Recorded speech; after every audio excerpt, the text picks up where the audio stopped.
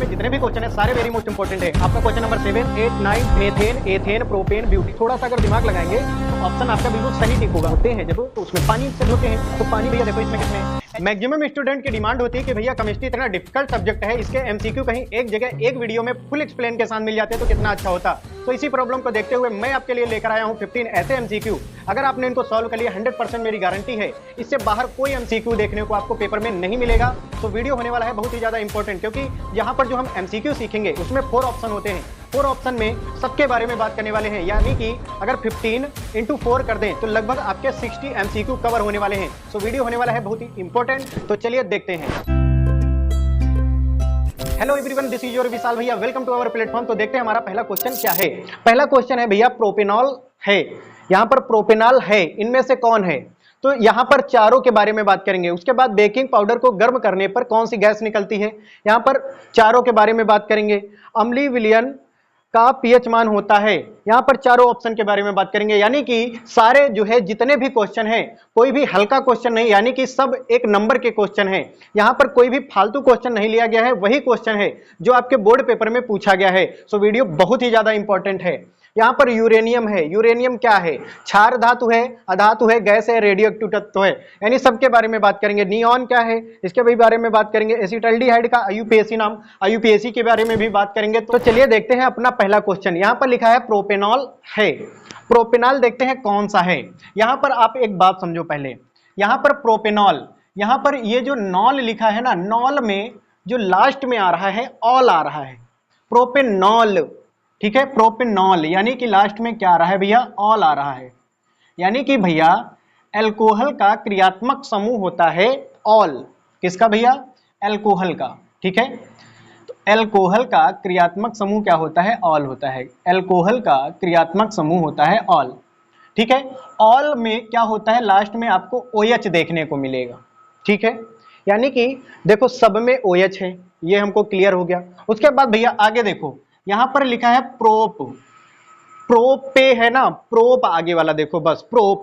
यहां पर देखो ध्यान देना, यहां पर एक होता है भैया मेथ, ठीक है, एक होता है मेथ, एक होता है एथ, ठीक है, एक होता है प्रोप, एक होता है ब्यूट। इसका मतलब क्या है भैया? अगर एक कार्बन दिखे तो मेथ, अगर 2 कार्बन दिखे तो एथ, अगर 3 कार्बन दिखे तो प्रोप, अगर 4 कार्बन दिखे तो ब्यूट, 5 दिखे तो पेंट, 6 दिखे तो हेक्स, 7 दिखे तो हेप्ट, ठीक है। अब यहां पर हम देखेंगे, देखो प्रोप है ना, यानी कि हमको C3 वाला देखना है। कौन सा देखना है भैया? C3 वाला देखना है। तो यहां पर इसमें C3 है, OH भी है, ठीक है, इसमें भी C3 है, OH भी है। लेकिन भैया ये इसमें देखो, इसमें C3 भी है, OH भी है, यानी कि इसमें नहीं है, यानी कि ये ऑप्शन गलत हो जाएगा। एक ऑप्शन हमने गलत कर दिया, ठीक है। अब यहां पर देखो ध्यान देना, यहां पर अब हम देखो एक बात बताते हैं, वो याद रखना। जो कार्बन भैया होता है, जो कार्बन होता है उसकी संयोजकता 4 होती है, मतलब वो 4 बॉन्ड बना के रखता है। अब 4 बॉन्ड पे क्या जुड़े होते हैं भैया? हाइड्रोजन जुड़े होते हैं, ठीक है, इस प्रकार से। लेकिन भैया यहां पर कितने कार्बन है? आप कहेंगे भैया 3 है, यानी कि 3 कार्बन बनाना पड़ेगा, उस पे हाइड्रोजन जोड़ना पड़ेगा और OH भी जोड़ना पड़ेगा। तो चलिए देखते हैं हमारा कौन सा ऑप्शन सही होने वाला है, पूरे लॉजिक के साथ देखने वाले हैं, ठीक है। तो चलो देखते हैं। यहां पर प्रोप का मतलब है 3 कार्बन, यहां पर प्रोप का मतलब है 3 कार्बन, तो प्रोप का मतलब 3 कार्बन हमने बना लिया, ठीक है। प्रोप का मतलब 3 कार्बन। अब भैया इस पे क्या करते हैं? हाइड्रोजन को भरते हैं चारों संयोजकताओं के साथ। तो यहां पर 4 संयोजकता देखो हो गई, 1 2 3 ये 4, ठीक है, इस पे हमने हाइड्रोजन लगा दिया। उसके बाद 1 2, अब यहां पर देखो 1 2 3 4, इसकी भी संयोजकता 4 हो गई। अब इस पे लगाते हैं हाइड्रोजन, 1 2। अब भैया देखना ध्यान से, 1 2 3, 3 संयोजकता हो गई। अब एक बची, अब एक पे OH भी लगा देंगे। यहां पर भैया देखो C3H7, H 1 2 3 4 5 6 7, यानी C3H7OH। अब तो आपको क्लियर हो गया कौन सा ऑप्शन सही होगा? C3H7OH, यानी कि ये ऑप्शन बिल्कुल सही हो जाएगा। आपको समझ में आ गया होगा कि यहाँ पर ये वाला जो ऑप्शन सही हुआ है वो कैसे हुआ है, पूरे लॉजिक के साथ आपको पता चल गया होगा। अब यहाँ पर भैया बात कर लेते हैं इसके बारे में थोड़ा सा, ये जो हमारा दूसरा ऑप्शन है इसके बारे में थोड़ी सी बात कर लेते हैं कि ये क्या चीज है। ठीक है, चलो देखते हैं। यहाँ पर भैया है C2H5OH, तो यहाँ पर C2 यानी कि 2 C है हमारे पास, कितने भैया 2 C हैं। ठीक है, उसके बाद भैया इस पे हाइड्रोजन भरना है, 1 2 3।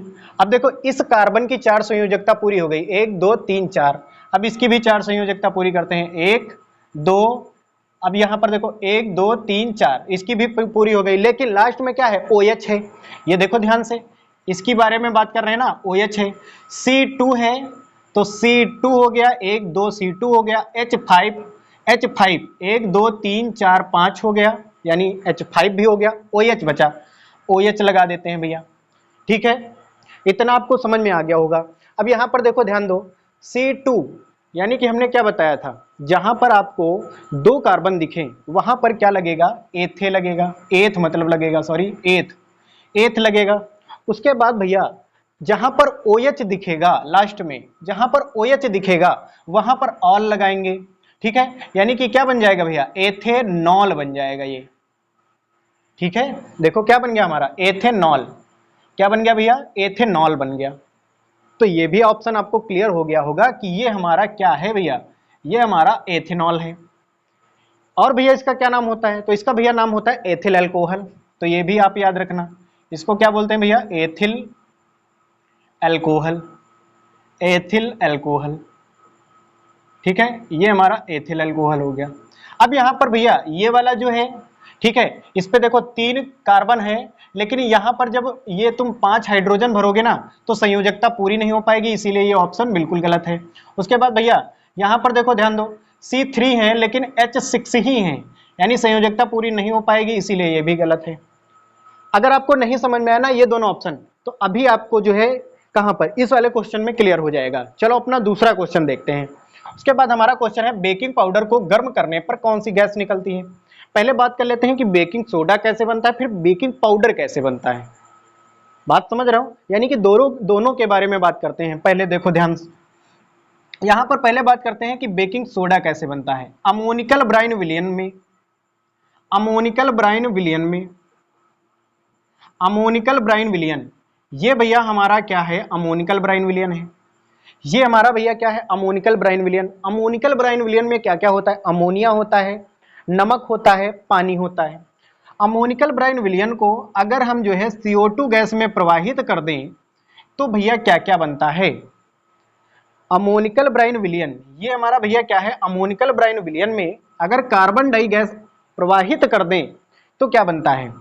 यहां पर भैया यहां बनना चाहिए, लेकिन हम यहां पे लिखते हैं NaHCO3 यानी सोडियम बाइकार्बोनेट। सोडियम बाइकार्बोनेट मतलब बेकिंग सोडा बनता है। और भैया क्या बनता है, अमोनियम क्लोराइड बनता है, NH4Cl, अमोनियम क्लोराइड। ये हमारा क्या बन गया भैया, बेकिंग सोडा बन गया, बेकिंग सोडा। बेकिंग सोडा का अन्य नाम क्या होता है, तो देखो Na sodium, H by CO3 carbonate यानी सोडियम बाइकार्बोनेट। ठीक है, इतना समझ में आ गया होगा। अब भैया बात करते हैं कि बेकिंग पाउडर कैसे बनाया जाता है। भैया बेकिंग सोडा में जब क्या किया जाता है, बेकिंग सोडा में जब खाद्य अम्ल मिलाए जाते हैं यानी खाने वाले अम्ल, बेकिंग सोडा में, बेकिंग सोडा में, ठीक है, बेकिंग सोडा में जब खाद्य अम्ल मिलाया जाता है, बेकिंग सोडा में जब खाद्य अम्ल मिलाया जाता है तो बेकिंग पाउडर का निर्माण होता है। ठीक है, अब आपको यह पता चल गया होगा कि भैया असल में ये बेकिंग पाउडर बना कैसे है। पहले बेकिंग सोडा बनाया गया, बेकिंग सोडा कैसे बनाया गया, अमोनिकल ब्राइन विलयन में CO2 गैस प्रवाहित की गई तो यहां पर बेकिंग सोडा बन गया। बेकिंग सोडा में खाद्य अम्ल मिलाया यानी खाने वाला अम्ल मिलाया तो बेकिंग पाउडर बन गया। अब जब भैया बेकिंग पाउडर बन गया तो इसका उपयोग कहाँ किया जाता है, तो भैया इसका उपयोग केक बनाने में होता है, ठीक है, पाव बनाने में होता है, ठीक है, और जो आपका फेवरेट है भटूरा बनाने में भी होता है, यानी बेकिंग पाउडर। अब भैया बात कर लेते हैं कि बेकिंग पाउडर जो होता है, कौन भैया, बेकिंग पाउडर, बेकिंग पाउडर, जब भैया बेकिंग पाउडर को गर्म करते हैं, बेकिंग पाउडर को जब क्या करते हैं भैया, गर्म करते हैं, बेकिंग पाउडर को जब गर्म करते हैं, बेकिंग पाउडर जब गर्म होगा, जब भैया भटूरा गर्म होता है तो उससे CO2 गैस निकलती है। रोटी जो तुम्हारी होती है वो भी तो CO2 के कारण ही फूलती है, भटूरा भी तुम्हारा CO2 के कारण ही फूलता है। यानी कि हमको यह समझ में आ गया कि बेकिंग पाउडर अगर गर्म होगा तो उससे CO2 गैस निकलेगी। ये यानी कि इसमें कौन सा ऑप्शन सही हो जाएगा, ये। अब यहाँ पे बात कर लेते हैं कि पहला ऑप्शन Na2CO3। भैया जो Na2CO3 है ये तुम्हारा बेकिंग पाउडर का फार्मूला है, ये भी क्लियर हो गया।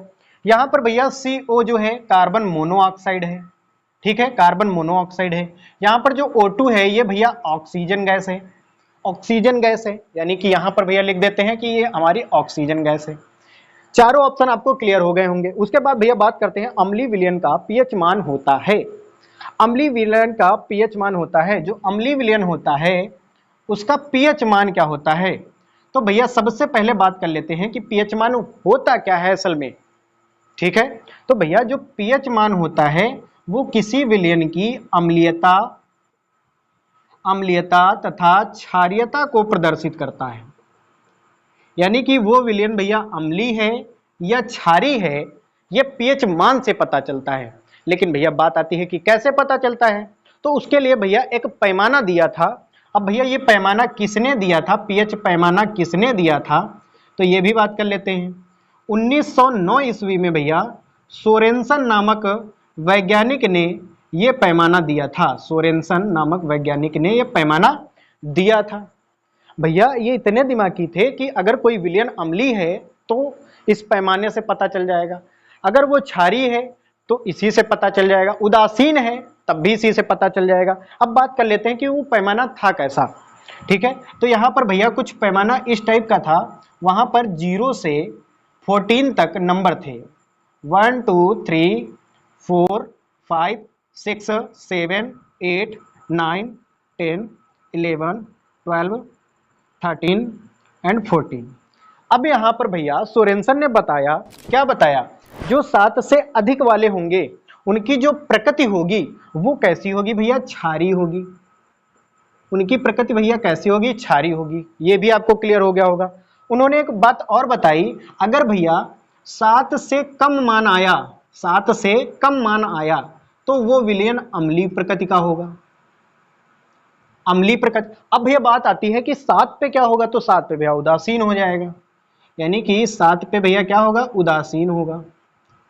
अब भैया यहाँ पे बात आती है, एक क्वेश्चन पूछा जाता है कि जल होता है, तो भैया जल जो होता है उदासीन होता है, ठीक है, ये याद रखना। जल कैसा होता है, उदासीन होता है। अगर पूछ दे कि जल का पीएच मान कैसा होता है, तो जल का पीएच मान 7 हो जाएगा, अगर उदासीन है तो 7 हो जाएगा।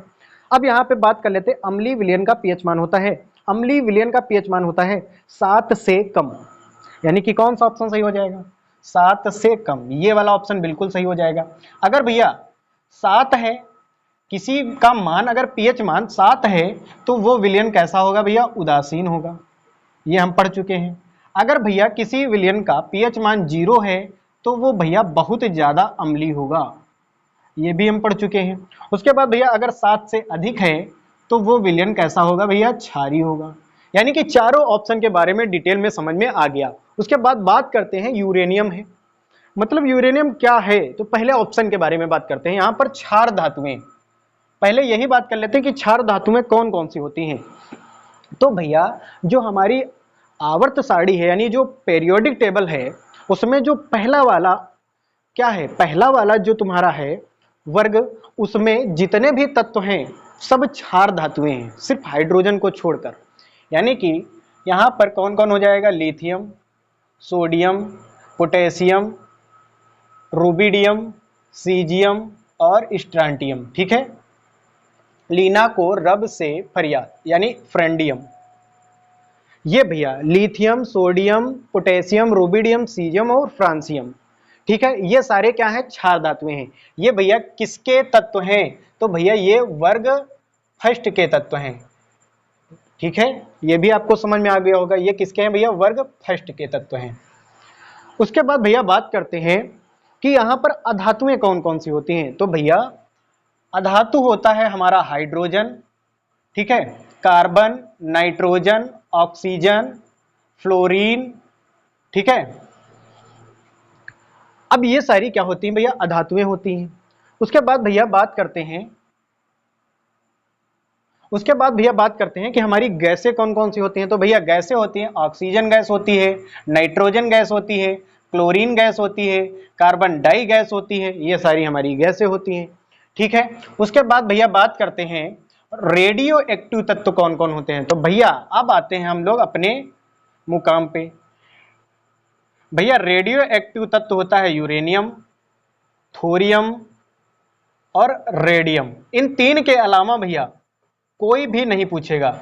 अगर ये तीन आपने तैयार कर लिया 100% मेरी गारंटी है कि इसके अलावा कोई भी क्वेश्चन नहीं आएगा। यानी कि यूरेनियम भैया क्या है, तो यूरेनियम भैया क्या है, रेडियो एक्टिव तत्व है।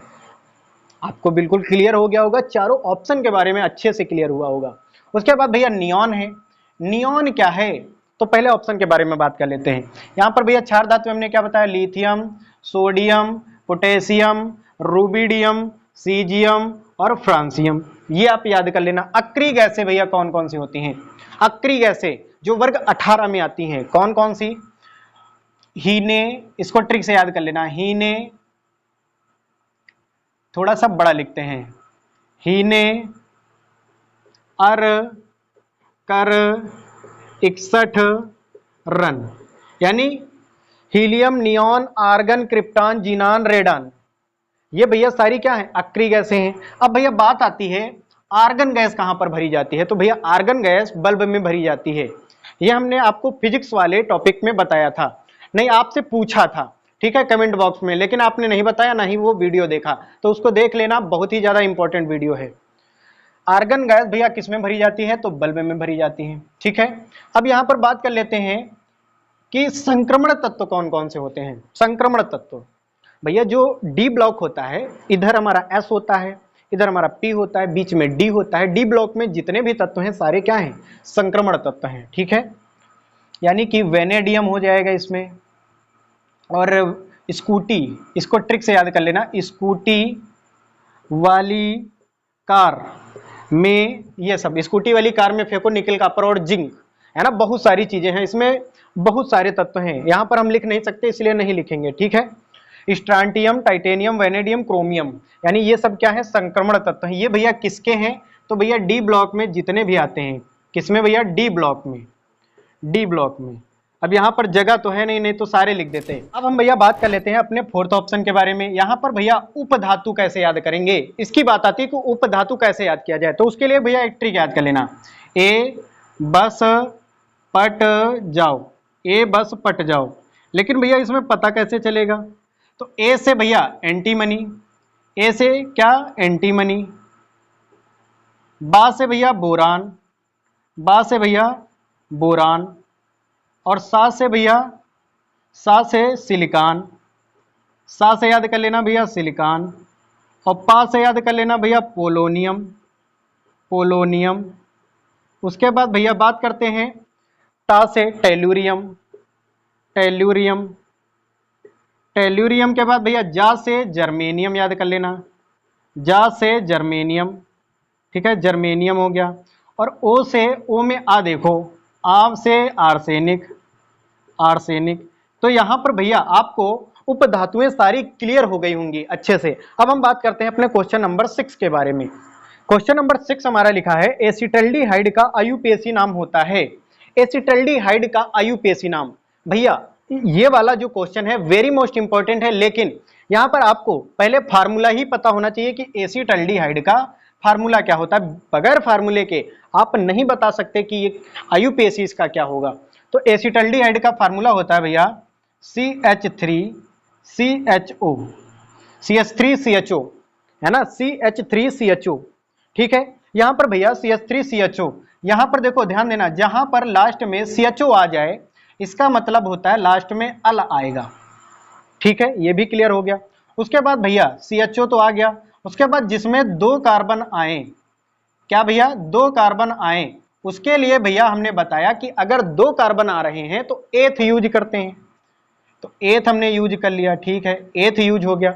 अब भैया इसको एक साथ पढ़ो, एथेनल, यानी कि कौन सा ऑप्शन सही हो जाएगा, एथेनल। ठीक है, यहां पर देखो ये वाला और ये वाला बिल्कुल सेम है, तो एक सही कर लेते हैं, एथेनल, यानी कि ये वाला ऑप्शन बिल्कुल सही हो जाएगा। ठीक है, एथेनल बनेगा। कैसे बना ये भी हमने आपको बताया कि लास्ट में अगर CHO आ रहा है, ठीक है, अगर लास्ट में CHO आ रहा है तो उसका मतलब होता है उसका क्रियात्मक समूह अल है। अगर भैया 2 कार्बन है तो एथ लगेगा, 1 कार्बन है तो मेथ लगेगा। 1 कार्बन के लिए एथ लगा तो दोनों को साथ में मिला के पढ़ो, एथेनल। ठीक है, तो ये वाला ऑप्शन बिल्कुल हमारा सही हो गया। उसके बाद भैया बात कर लेते हैं अपने पहले ऑप्शन के बारे में, एथेनॉल। एथेनॉल, एथेनॉल के बारे में बात कर चुके हैं, यहां पर देखो एथेनॉल। ठीक है, एथेनॉल का यहां पर ये हमारा स्ट्रक्चर भी बना है। ठीक है, मेथेनॉल, भैया मेथेनॉल के बारे में बात कर लेते हैं कि मेथेनॉल का कैसे स्ट्रक्चर बनेगा, यानी कि उसकी संरचना कैसी होगी। मेथ में भैया 1 कार्बन होता है, मेथ में 1 कार्बन। उसके बाद भैया इसकी संयोजकता पूरी कराओ, 1 हाइड्रोजन लगा दिया, दूसरा हाइड्रोजन लगा दिया, इधर तीसरा हाइड्रोजन लगा दिया, चौथा हाइड्रोजन नहीं लगाएंगे क्योंकि लास्ट में यहां पर ऑल आ रहा है। ऑल के लिए भैया क्या लगता है, OH लगता है, यानी कि मेथेनल का फॉर्मूला बन जाएगा CH3CH3OH। देखो CH3C 1 2 3 यानी H3OH, यानी कि इसका फार्मूला क्या बन जाएगा, तो आप कहेंगे भैया इसका फार्मूला बन जाएगा CH3OH, CH3OH। ये भी आपको क्लियर हो गया होगा। उसके बाद भैया मेथेनल, मेथेनल का कैसे स्ट्रक्चर बनेगा ये भी बात कर लेते हैं, मेथेनल। ठीक है, मेथेनल, मेथ के लिए 1 कार्बन, इसकी संयोजकता पूरी करवाते हैं, 1 2 और 3। अब यहां पर भैया यहां पर अल है, अल के लिए क्या लगता है, CHO लगता है, यानी C, ठीक है, H और उसके बाद O, CHO, CHO। अब यहां पर तुम ध्यान से देखो 1 2 3 4 पूरी है, उसके बाद 1 2 3 4 संयोजकता पूरी है, यानी कि भैया ये स्ट्रक्चर किसका है, ये किसकी संरचना है, तो ये भैया है मेथेनल की। ठीक है, तो सारे ऑप्शन आपको अच्छे से समझ में आ गए होंगे। अब हम बात करते हैं अपने क्वेश्चन नंबर 7 के बारे में। दोस्तों इस स्लाइड में जितने भी क्वेश्चन है सारे वेरी मोस्ट इंपॉर्टेंट है। आपका क्वेश्चन नंबर 7 8 9 10, यहाँ पर ये वाला 14 number very most important question है, तो सारे ही क्वेश्चन बहुत ही ज्यादा इंपॉर्टेंट है। तो चलिए देखते हैं अपना क्वेश्चन नंबर 7। यहाँ पर लिखा है सल्फर डाइऑक्साइड का जो जलीय विलयन होता है वो कैसा होता है, अम्लीय होता है, उदासीन होता है, क्षारीय होता है या उभयधर्मी होता है। एक बात समझना, यहाँ पर जो हमारा सल्फर डाइऑक्साइड होता है जब वो वायु की उपस्थिति में आता है तो वो सल्फ्यूरिक अम्ल में बदल जाता है, यानी कि उसकी जो प्रकृति होगी वो अम्लीय हो जाएगी। लेकिन भैया अगर जो है सल्फर डाइऑक्साइड का जलीय विलयन हो, मतलब कि सल्फर डाइऑक्साइड को जल में डाल दें तो भैया वो बहुत जल्दी घुल जाता है, और घुलने के बाद भैया क्या बन जाता है, सल्फ्यूरिक अम्ल बन जाता है, यानी H2SO4 बन जाता है। और आपको पता है सल्फ्यूरिक अम्ल यानी कि भैया इसकी प्रकृति कैसी हो जाएगी, अम्लीय हो जाएगी। तो बिल्कुल सिंपल था, थोड़ा सा लॉजिक था इसके पीछे। ठीक है, अगला question very most important question number 8 है, विकर्ण संबंध रखने वाले तत्व होते हैं। इसके एक टेबल बना देते हैं, आपको चाहे कोई भी एलिमेंट आ जाए आप बता देंगे। ठीक है, विकर्ण संबंध रखने वाले तत्व, यहाँ पर ये जो है तत्व दिए गए हैं, आपको ये बताना कि विकर्ण संबंध कौन रख रहा है। ठीक है, हम आपको विकर्ण संबंध भी बताएंगे क्या होता है। चलो बनाते हैं पहले टेबल। यहाँ पर भैया ये हमने बना दिया दूसरा और तीसरा आवर्त, यानी दूसरा पीरियड ये तीसरा पीरियड। अब यहाँ पर एलिमेंट को भरते हैं, तो भैया एलिमेंट भरने के लिए आपको थोड़ा सा ट्रिक याद करना पड़ेगा।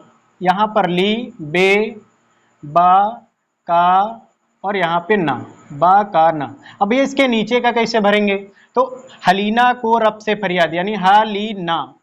ठीक है, हलीना, हलीना। इसके बाद बेमांग, बेमांग का सरबारा। ये पूरा इसका हम जो है वर्ग का पूरा बोल रहे हैं, टोटल जितने भी एलिमेंट होते हैं सारे एलिमेंट की ट्रिक बोल रहे हैं। यहाँ पर भैया क्या हो जाएगा, बालगा इंटी पूरा, बालगा आल आएगा, काशी गेसन पप, उसके बाद नाना पापा असलफ सब बीमार। यहाँ पर भैया जो दूसरे आवर्त में जो तत्व होते हैं तीसरे तत्वों के गुणों से इस प्रकार मिलते हैं जो उनके विकर्ण सम्मुख होते हैं, इस प्रकार से, यानी इनका गुण इनसे मिलता है, इनका गुण इनसे मिलता है। इनका गुण भैया इनसे मिलता है, इनका गुण इनसे मिलता है, इनका गुण इनसे, इनका गुण इनसे, इनका गुण इनसे, इनका गुण इनसे। तो चलिए देखते हैं लिथियम का गुण मैग्नीशियम से किस में मिल रहा है। इसमें मिल रहा है, नहीं मिल रहा है, गलत है। इसमें मिल रहा है, हाँ बिल्कुल मिल रहा है, लिथियम का मैग्नीशियम से बिल्कुल मिल रहा है, ठीक है। और विकर्ण सम्मुख भी हैं दोनों। और ये वाला लिथियम का सोडियम से, नहीं भैया ऊपर नीचे है, ये भी गलत हो जाएगा। उसके बाद ये वाला, ये तो हमारा है ही नहीं कहीं पर, ठीक है। तो आपको समझ में आ गया होगा। अब इसके बाद भैया देखते हैं, दिए गए कार्बनिक यौगिकों में कीटोनोइक प्रयाकारात्मक समूह वाला है, यानी कि कीटोनोइक समूह वाला कौन है भैया, कीटोनोइक समूह वाला तत्व कौन सा है। यहाँ पर जो यौगिक हैं वो कीटोनोइक वाला कौन सा है। अब यहाँ पर समझना भैया, कीटोन वाला कौन है। यहाँ पर भैया देखो CH3COOH, जहाँ पर आपको COOH मिले, इसका मतलब भैया वो कार्बोक्सिलिक समूह वाला है, कार्बोक्सिलिक समूह वाला है। जो कार्बोक्सिलिक समूह वाला होता है उसमें ओइक लगता है, क्या लगता है भैया, ओइक लगता है, लास्ट में ओइक आएगा। यहाँ पर भैया ये वाला देखो HCHO, नहीं HCOOH है, HCOOH है, HCOOH है, यानी कि ये भी हमारा भैया कार्बोक्सिलिक समूह का हो जाएगा, कार्बोक्सिलिक समूह का हो जाएगा। इसमें भी भैया ओइक लगेगा। अब भैया यहाँ पर ये वाला, यहाँ पर देखो OH आ रहा है, ये तो हम आपको बता चुके हैं, जिसके लास्ट में OH आता है उसके लास्ट में क्या लगता है, ऑल लगता है, यानी कि ये भैया अल्कोहल समूह का है, अल्कोहल समूह का है, यानी इसके लास्ट में क्या आएगा भैया, ऑल आएगा।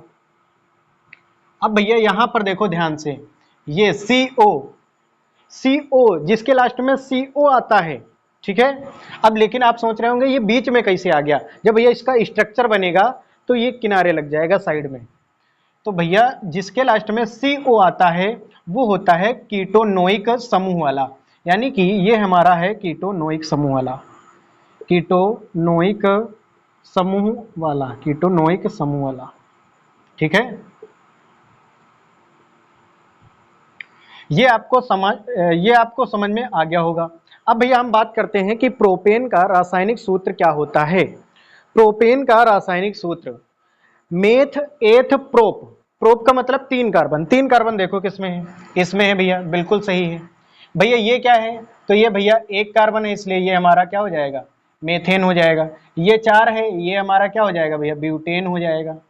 ये भैया क्या हो जाएगा, 2 है, यानी कि क्या हो जाएगा भैया, एथेन हो जाएगा।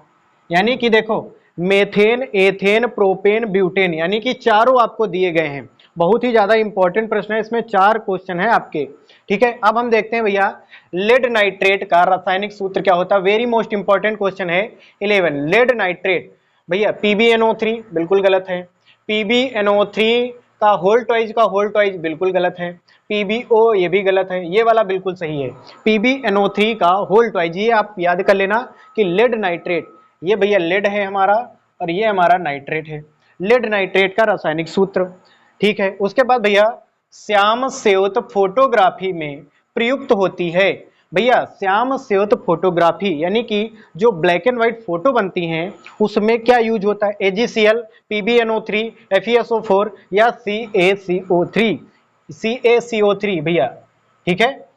कौन सा यूज होगा भैया, तो यहाँ पर देखो जब श्याम स्योत फोटोग्राफी होती है यानी कि ब्लैक एंड व्हाइट फोटो बनाई जाती है तो वहां पर AgCl और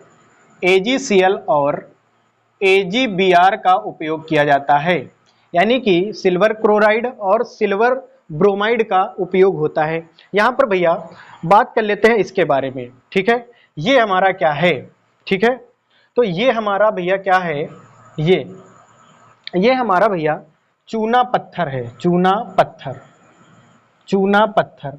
अब भैया बात करते हैं बुझा चूना क्या होता है। तो भैया बुझा चूना हम जो है यहाँ पर बनाते हैं, यहाँ पर CaOH का होल ट्वाइज, ये हमारा भैया क्या है, बुझा चूना है। ये भी आपसे पूछ सकता है कि बुझे चूने का रासायनिक सूत्र बताओ, तो ये होता है बुझा चूना है। उसके बाद भैया इसी में एक और आता है CaO, ये भैया हमारा कली चूना है, कली चूना, ये भी आपसे पूछ सकता है, ठीक है। तो हमने यहाँ पर तीनों बता दिया। उसके बाद भैया यहाँ पर देखो एथिल अल्कोहल का IUPAC नाम, एथिल अल्कोहल भैया, जहां पर अल्कोहल का क्रियात्मक समूह क्या होता है, आल, यानी आल आएगा लास्ट में, आल आएगा यानी ये दोनों तो ऐसे ही गलत हो गए। समझ में आ रहा होगा। यहां पर देखो भैया ध्यान से, एथ एथ एथ एथ इसमें आ रहा है क्या? नहीं आ रहा है। इसमें प्रोप आ रहा है, प्रोप का मतलब इसमें 3, एथ इसमें आ रहा है, यानी ये वाला ऑप्शन बिल्कुल सही हो जाएगा। आप जो है ट्रिक से भी लगा सकते हैं इसको, थोड़ा सा अगर दिमाग लगाएंगे तो ऑप्शन आपका बिल्कुल सही टिक होगा। उसके बाद भैया धोने के सोडा का रासायनिक सूत्र बताना है। धोने वाला सोडा, धोने वाले सोडे में भैया धोते हैं जब तो उसमें पानी से धोते हैं, तो पानी भैया देखो इसमें किसमें है? H2O, H2O। थोड़ा सा दिमाग लगाओ, धोने का सोडा, धोने का सोडा मतलब पानी होगा। अगर किसी चीज को धोएंगे तो उसमें पानी होगा, तो धोने का सोडा यानी पानी किसमें है? इसमें है, तो ये बिल्कुल सही हो जाएगा। इसके बाद भैया ये क्या है? सोडियम बाइकार्बोनेट, यानी ये भैया हमारा बेकिंग सोडा है। ये हमारा क्या है भैया? बेकिंग सोडा है।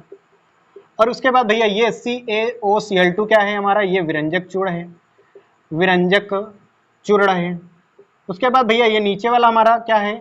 ये सोडियम हाइड्रोक्साइड यानी कि कास्टिक सोडा है, कास्टिक सोडा है, कास्टिक सोडा है या सोडियम हाइड्रोक्साइड। व्यंजक चूर्ण मतलब ब्लीचिंग पाउडर। तो हमें आशा है कि आपको क्वेश्चन नंबर 14 तक समझ में आ गए होंगे। अब हमारा लास्ट क्वेश्चन है 15 वाला।